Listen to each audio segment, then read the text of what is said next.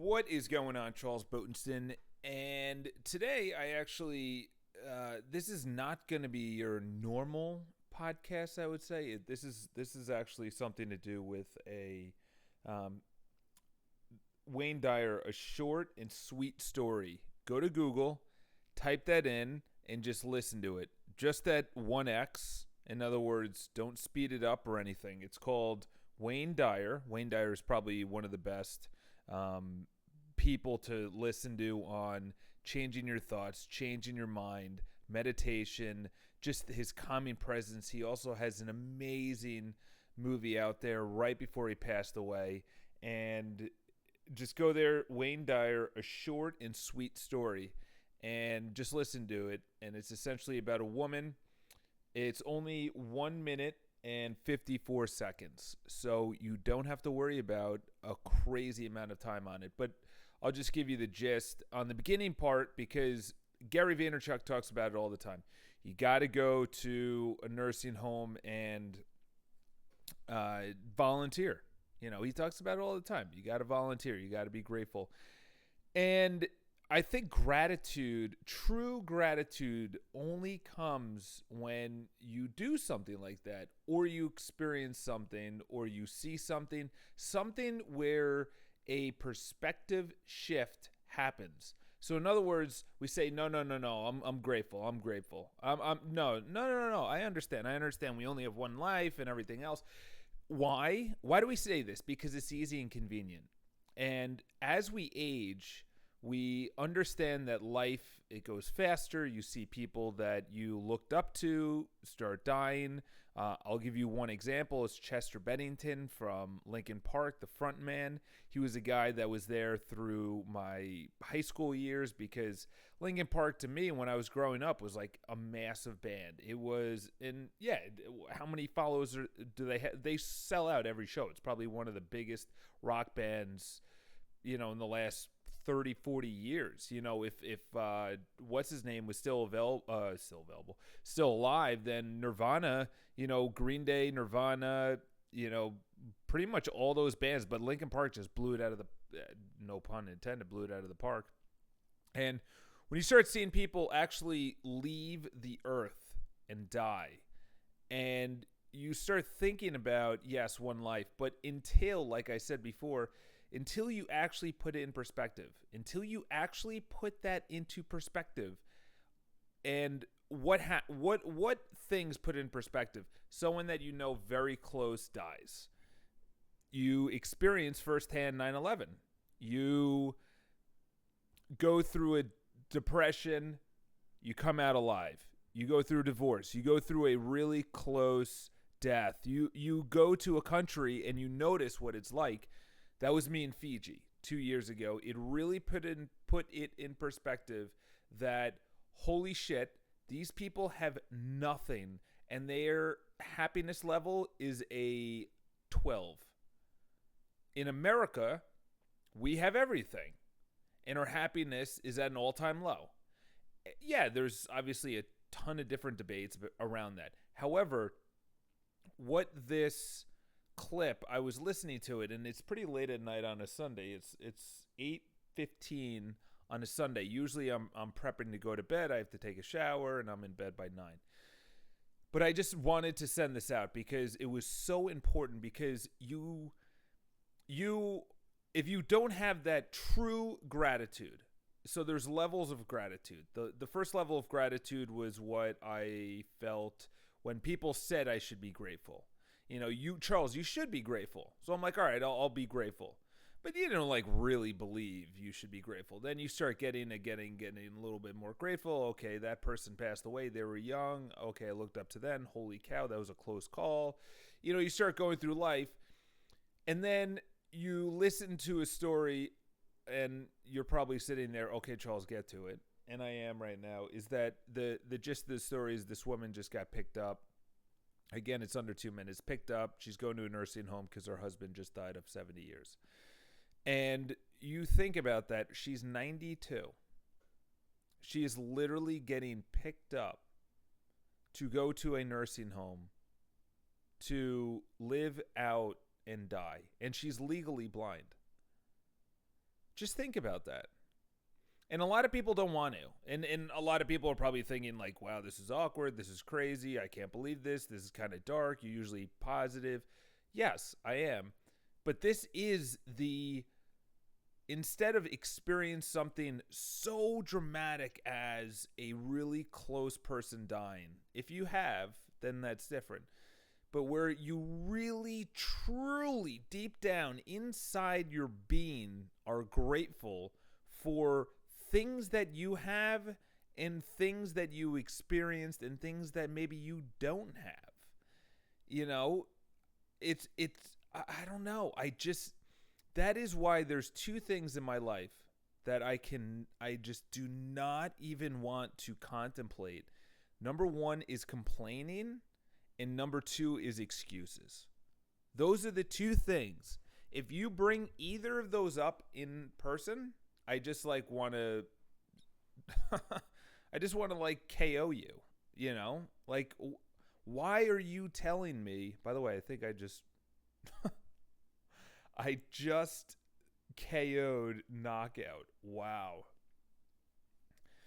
I just knew what TKO meant, or KO meant. That's embarrassing. And I've been following fighting for a number of years. I never even put it into, knockout, KO.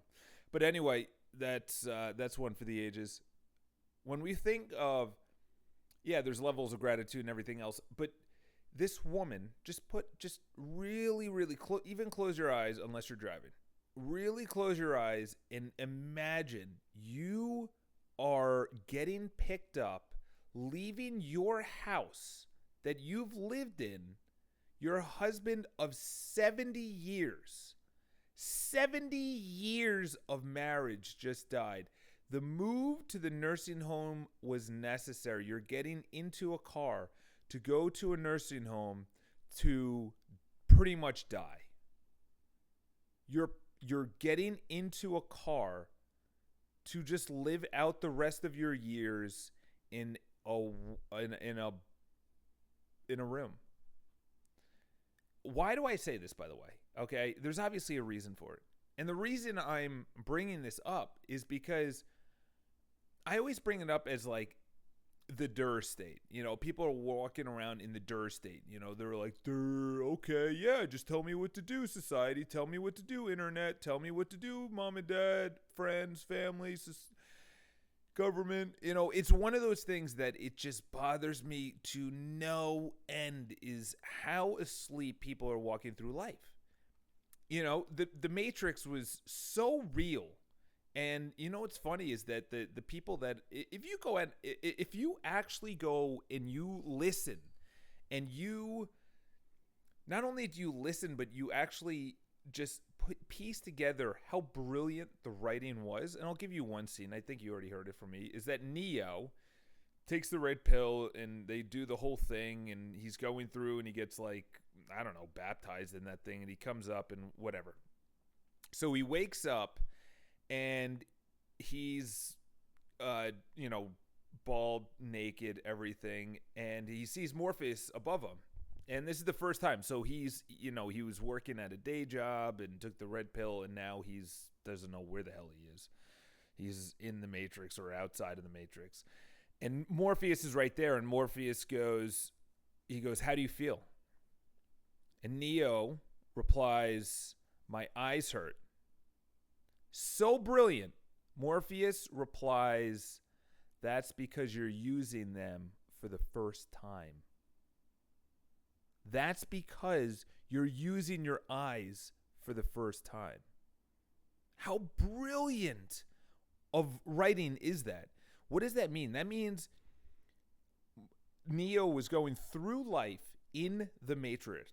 And that's literally where I honestly feel a lot of large, powerful people want people to be. Just be a cog in the wheel. And to some degree, it's relatively good so people don't just start killing each other off.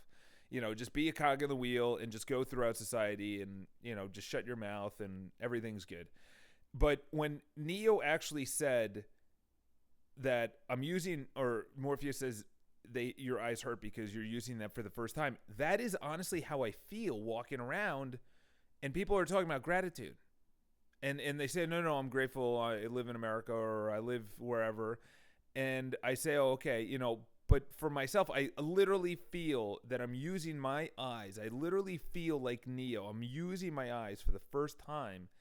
And I'm actually just like walking around and I'm just grateful. I am just grateful. I could be grateful for anything. Honestly, I don't see the room for bitching about the weather. It's too hot. It's raining. It's too early. I'm tired. My boss said this. This bullshit drama happened at work. Like I don't understand that thinking. Like I don't understand why you would even put yourself not only in that place, but then talk to people about it. So now you have this entire environment and now you're surrounded by it and now you're escalating it and you wonder why you're lethargic. That's just low energy garbage. I don't want to make fun of what Donnie Boy said on the campaign trail like 2 years ago or last year. He was like low energy Jeb. That I thought that was hilarious, and he's 100% correct in the fact that, dude, if you have any low energy, you're not going to make it in sales. It's very hard to be a leader. It's extremely hard to, as you can see in Jeb's case, have any influence on anyone like at any time. Like I've noticed when I walk into work and I'm low energy, my agents don't listen to me, my sales calls don't go correctly. And what does that have to do with gratitude? What does that have to do with enthusiasm and energy? Is that those positive, you could even talk to an energy coach about this. Energy coaches talk about low energy is more of a suction of energy, and positive energy, like I even right now, I feel positive talking about positivity than I did when I first started the podcast. And when I first started the podcast, it was obviously, I'm just like literally thinking, Charles Botenstein, I got emotional. I didn't cry because I'm a man. No, I'm joking. I was actually called by my ex-girlfriends called me non-emotional. And then my most recent ex-girlfriend called me a rock. That I don't show any emotions. So I'm working on that. Actually, I have for a while. I've definitely gotten better. But essentially, when I put myself into the shoes of this woman leaving her house, that was negative. However, ironically enough, the video is about how she arranged circumstances around her as a legally blind woman going to a nursing home. And just listen to the video. It's called Wayne Dyer, A Short, Sweet Story. Because there's energy. Everything is energy. We already know that. Nothing is solid. You think your wall or the couch or the car or the headphones or whatever you're listening to this on is solid. It's not. If you take a compound mic, whatever, electronic microscope, I don't even know what the hell it is. I obviously didn't pay attention. Electronic microscope, one of those. A very powerful microscope. There you go. And you look at it, you literally dial it down to atoms, or first particles and then atoms, and then you break apart. Then you have literally within that, and it's all vibrating, within that you have something called quarks. And quarks are essentially just, we don't even know how it's like staying together. Like, how is energy staying together? Just think about that for a second. And then when you even go deeper into quarks, they think there's something called string theory. And string theory they feel is literally the base of anything in the universe. Can we just go into that for a second? So we are literally standing on just moving, vibrating stuff all day. We are made of this. We are made of the galaxy. We are made of the earth. We are made of everything, particles and everything else.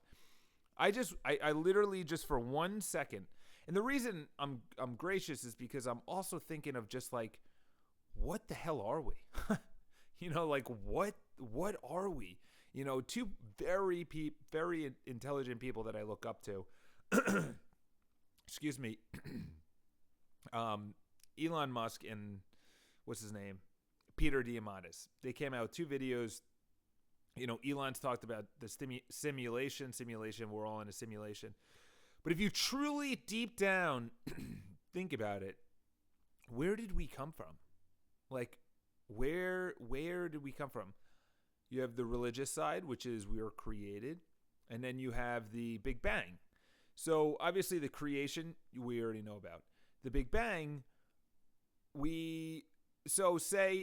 and listen, because nobody knows, nobody could prove one right or wrong.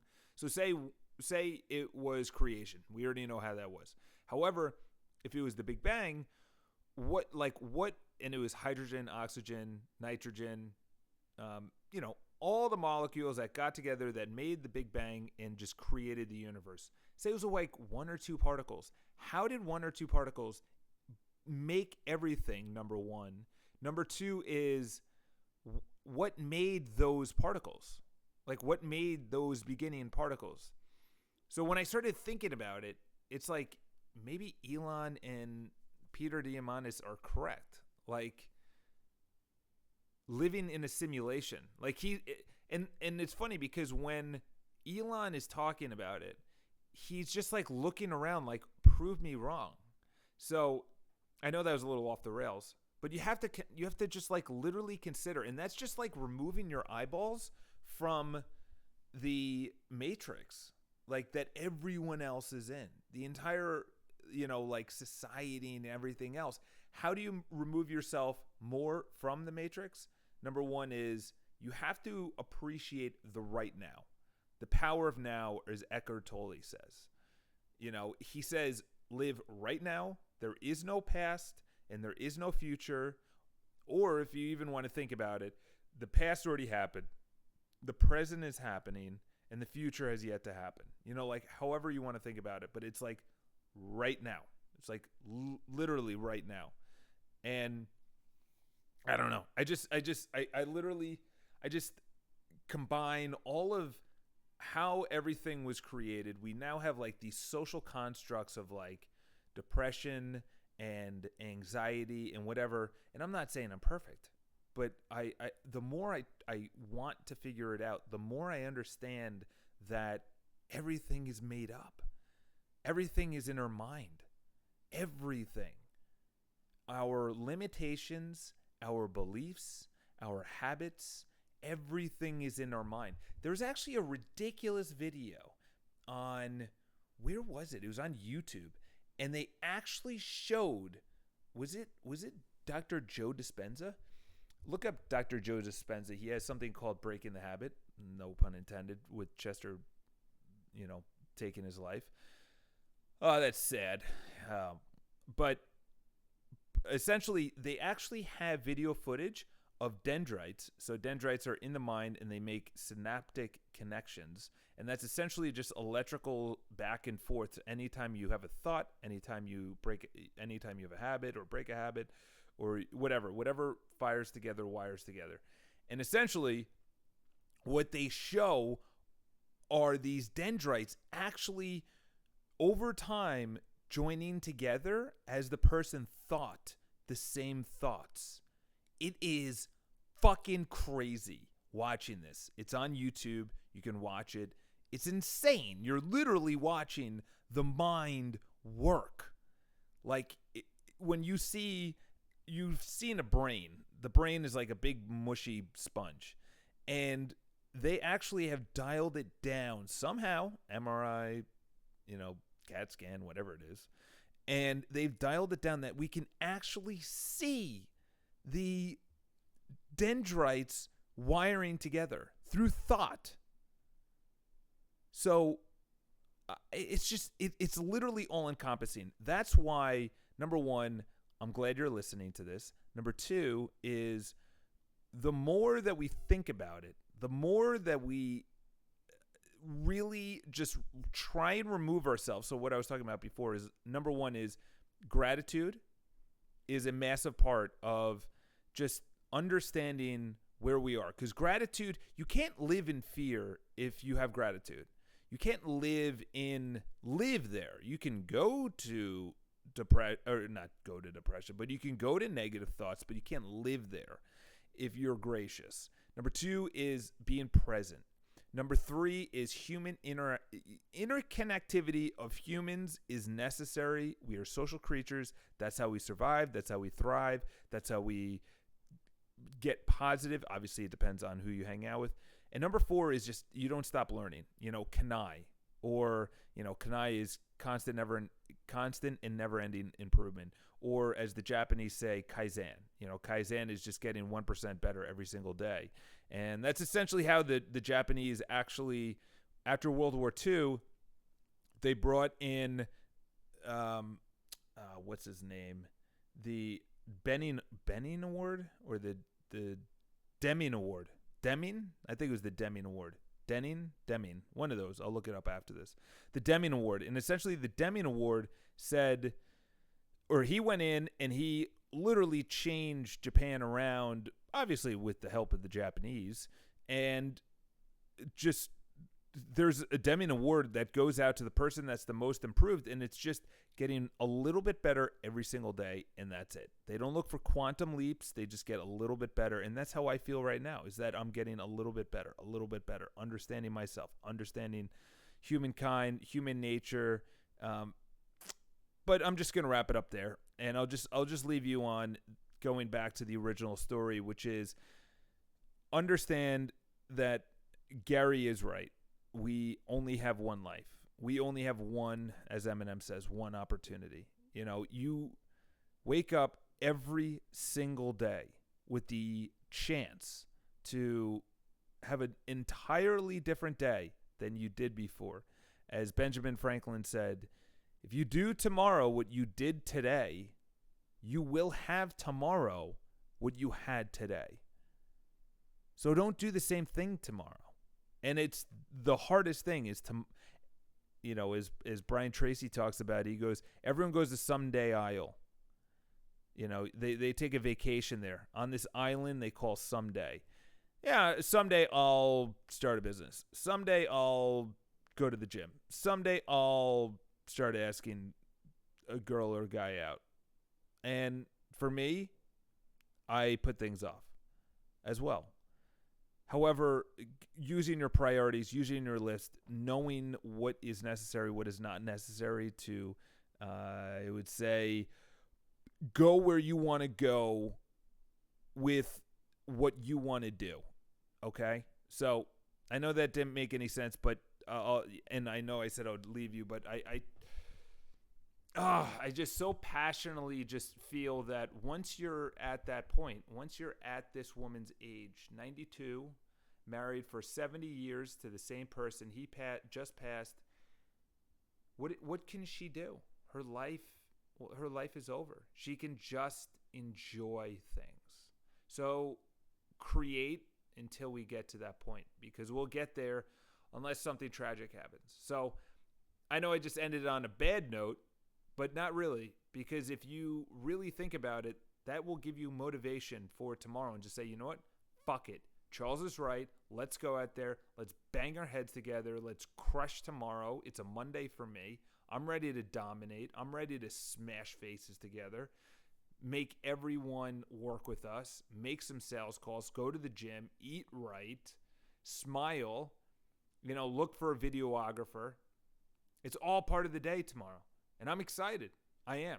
And I'm really blessed for people like Wayne Dyer, who have recorded such beautiful things on YouTube. And for me to even if I was just saying this out loud and this wasn't getting recorded and then uploaded to SoundCloud and YouTube, that's fine with me. That's awesome. I love it.